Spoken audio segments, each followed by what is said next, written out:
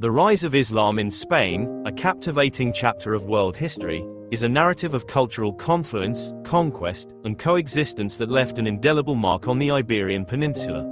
This era, spanning centuries, demonstrates how religion, politics, art, and science intertwined to shape a unique civilization that continues to fascinate scholars and enthusiasts alike. At its core lies the story of human ambition, resilience, and the power of ideas to transcend boundaries. Welcome to the informative channel, and today we will discuss the topic: the rise of Islam in Spain. The stage was set in the early 8th century, when the Iberian Peninsula was a land of opportunity for the advancing forces of the Umayyad Caliphate. At the time, Spain was under Visigothic rule, a kingdom struggling with internal discord and political instability. Religious conflicts between Arian Christians and Catholics, as well as dissatisfaction among the Jewish population, weakened the Visigothic state. This provided an opening for the Islamic forces, who had already established themselves in North Africa under the banner of the expanding Caliphate. In 711, an army led by the Berber general Tariq ibn Ziyad crossed the Strait of Gibraltar, marking the beginning of Islamic rule in Spain. The conquest was swift and decisive. Tariq's forces, although relatively small, overwhelmed the Visigothic army at the Battle of Guadalete. Within a few years, the Muslim forces had advanced through much of the Iberian Peninsula, and by 718, the region was largely under Islamic control. The new rulers called the domain Al-Andalus, which would become a beacon of Islamic culture and governance in Europe for nearly 800 years. The initial period of Islamic rule in Spain was characterized by the establishment of a new administrative system and the integration of the local population into the Islamic Caliphate. The conquerors brought with them not only military power but also a sophisticated governance model rooted in Islamic principles.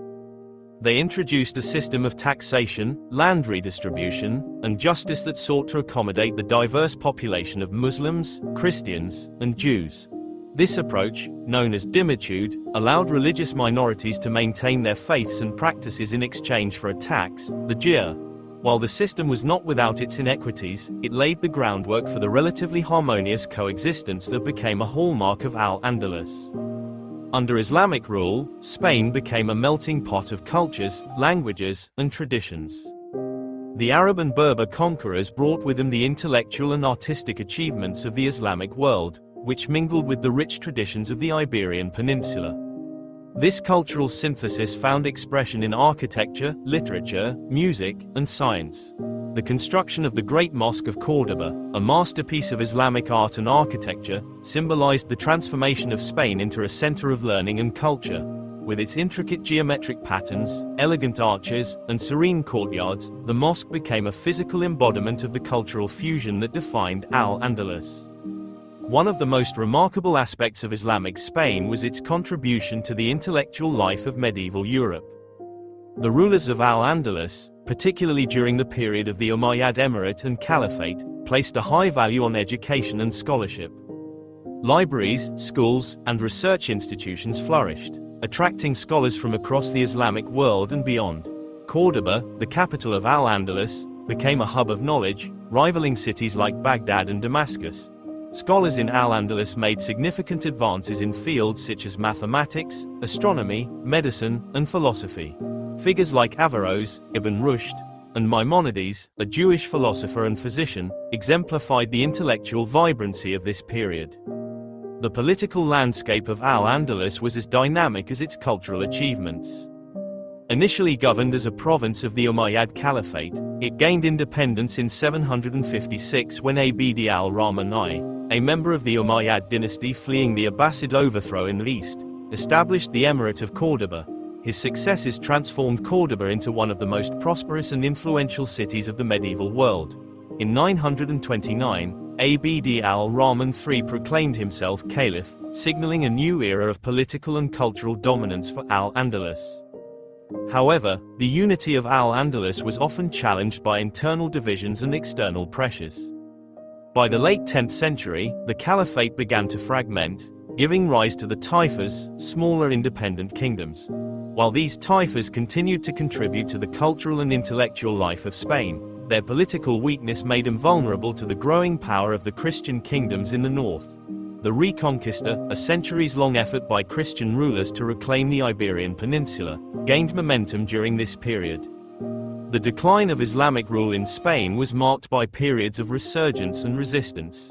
The arrival of the Almoravids and later the Almohads, two North African dynasties, temporarily restored Islamic unity and strength in the region. These dynasties brought with them a stricter interpretation of Islam and sought to revive the fortunes of Al-Andalus. Despite their efforts, the Christian kingdoms, benefiting from alliances and advancements in military technology, continued to push southward. The fall of Granada in 1492 marked the end of Islamic rule in Spain. The Nasrid Kingdom of Granada, the last bastion of Al-Andalus, surrendered to the Catholic monarchs Ferdinand and Isabella, bringing to a close a remarkable era of cultural and religious diversity. The subsequent expulsion of Jews and forced conversions of Muslims under the Spanish Inquisition erased much of the legacy of coexistence that had defined Al-Andalus. The rise and fall of Islam in Spain offer profound lessons about the interplay of power, culture, and identity. It is a story of conquest and loss, but also one of innovation and exchange. The legacy of Al-Andalus continues to resonate in modern Spain, where traces of its Islamic past can be found in its language, architecture, and traditions.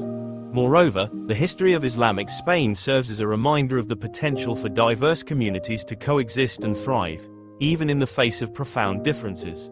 As we reflect on this chapter of history, we are reminded that the true power of civilization lies not in domination but in the capacity to learn from and enrich one another. Thanks for watching the video.